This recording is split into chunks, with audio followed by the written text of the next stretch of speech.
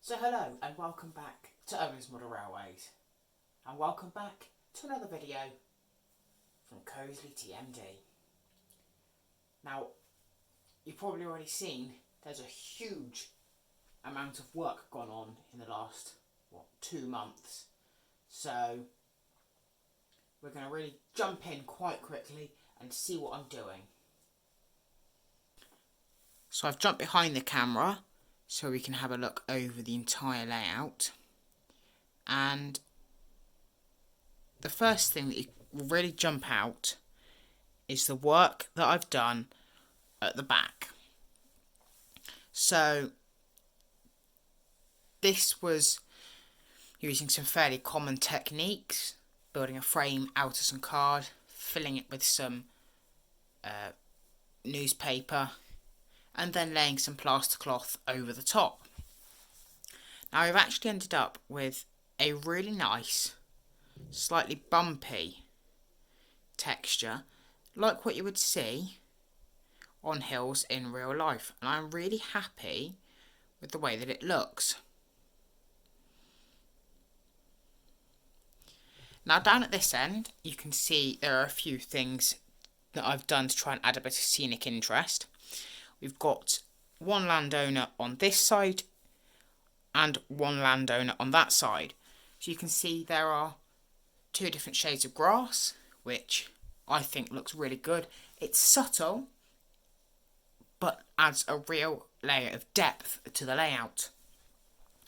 And just behind the 170, you'll see some of the nettles or bush, climbing bush, that sort of plant growing up behind there. Now, I've been doing a little bit of experimenting and I'm really happy with the way that's come out. It looks fabulous and it's hiding the joint between the two sections of retaining wall really, really well. So I will definitely be making use of some more things like that in the future. Now moving over to the entrance of the TMD, we can see the land has been reclaimed slightly further back onto the entrance road and far storage line. And what I'm planning to do in this area is to get a nice girder and then some supports on either side to really sort of make it look fairly modern but not too modern. So not a new concrete structure, but a nice sort of maybe 70s, 80s metal girder to help hold the land back. Now, you can see around the edge of there, just to try and hide some of the imperfections, we've got some of the wooden scenics bush. I think it's not perfect, but I think it's definitely better than the plain sort of uneven transition from the grass to the wall.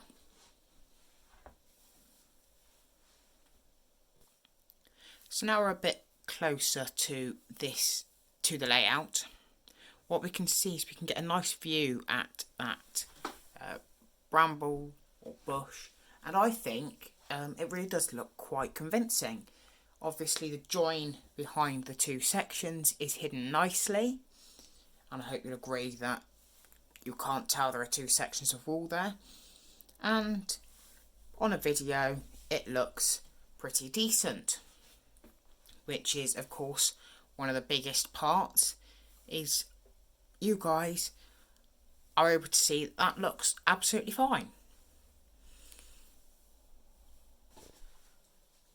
Now while we're focusing still at the back of the layout, one thing that will probably be jumping out to you as you're watching this is, where is the backscene? Obviously backscene would go in before the scenics at the back, but as many of you are aware, I am moving in not very long now. Sort of things are going to start changing in only a few months. So to do something like the Backscene, which adds a lot of height to the layout, is really not something I can do here, but will be one of the first priorities when the layout is moved. So I'm hoping just for a fairly plain Backscene, maybe a few houses in the distance, but I'm not after a sort of city centre or really town centre, because this will be sort of edge of town or looking onto sort of a field. I'm hoping that when I move, I will be able to extend the baseboard, which is why there's no Backscene on this end. I'm going to keep the plans for that to myself just for now. Those who know, know. And I'm hoping that it won't be long before some projects come to light. Let's just say that.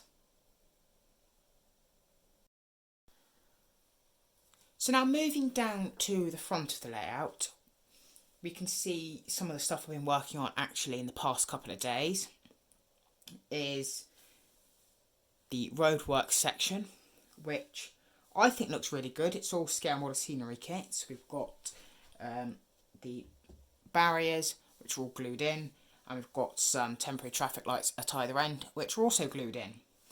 Now they're non-functional, but I think they get the illusion well enough, and I'm happy with how it looks.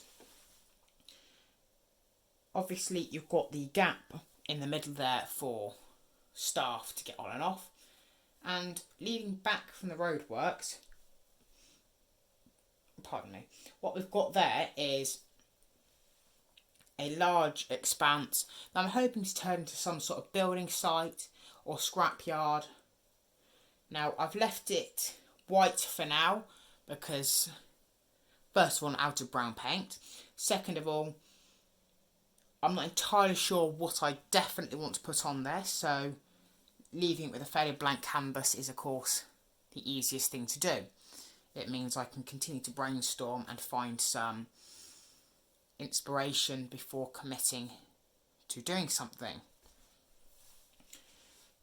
Behind that white section, you'll obviously see quite an empty expanse of unballasted track. Now, this track is, like you saw in the other video on the TMD, is going to become some form of depot building for maintenance or inspections or whatnot. I am still looking to do that.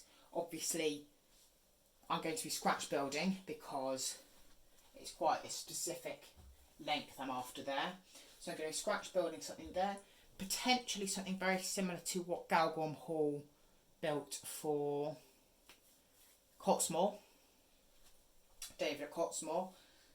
Hopefully something similar to that, because that was a really nice, fairly modern but not ultra modern structure that I think will work really well in this area. So that's going to be something that I'll probably start in the coming weeks and months and slowly work on building up to what we'll eventually get, which will be a depot running from the end here, obviously giving you the illusion it's slightly longer, and or that there's some sort of equipment down the end, running to around about this point, which is long enough to fit a 2-coach DMU. Now obviously I'm not too worried about what happens too much behind here, hence why I've not been all that neat with some hot glue in some places, because it'll be hidden by the depot. Now I do want to just do something to nicely tidy up the edge, probably put some sort of fence along there or some rocks, something just to hide that sharp transition between the two, hoping just to make that look a little bit more finished, but that'll be something I'll crack on with again soon.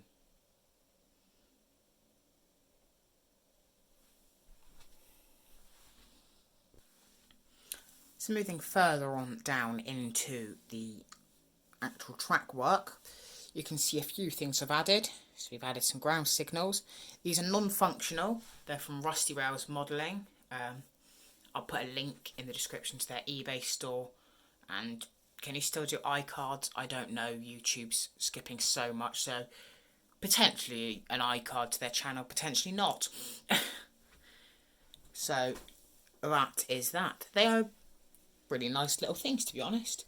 Obviously my budget doesn't allow for functioning ones at the moment because they are so expensive.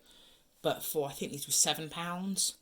They are great. You get 1, 2, 3, 4, 6 in a pack. And I think 20 in the N-Gauge pack, which is incredible value.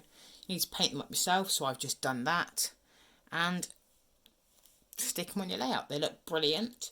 I'm really happy with them. And I think they are great placeholders until I can get some functioning ones. Now, functioning ones will probably not come until after the move. But I think, like I say, these are great placeholders and I'm really happy with how they look at the moment. And it just provides that little bit of finish that a depot needs. Because obviously a depot would have ground signals. One thing I want to say is they're probably not in the right places. They should probably be, those ones here should probably be further back. That one there should probably be further back. I'm not too worried because I'm happy with how it looks.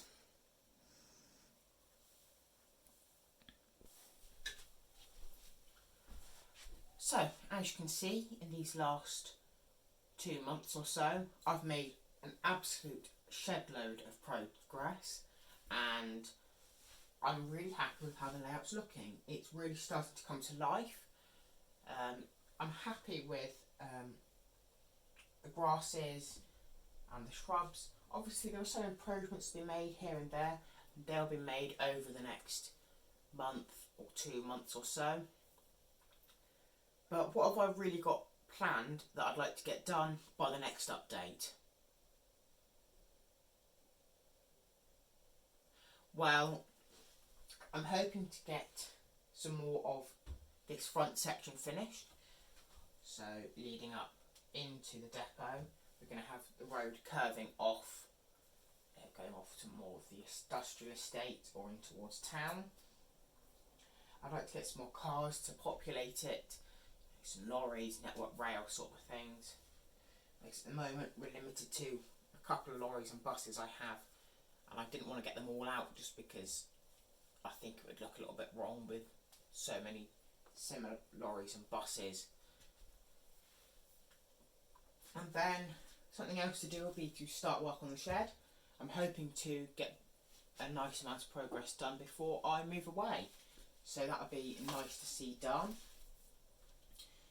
And obviously this section here I'd like to also get started before I move away. So they are the future plans, hoping that you like them, you're going to enjoy watching them.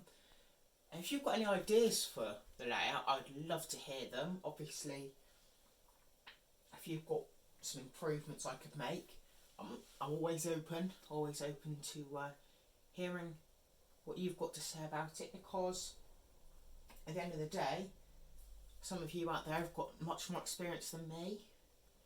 Some of you will know what to do better than me. But for now, I'm going to leave you with some running from the 170 and 153. And I'll see you all very shortly. Thank you for watching. Goodbye.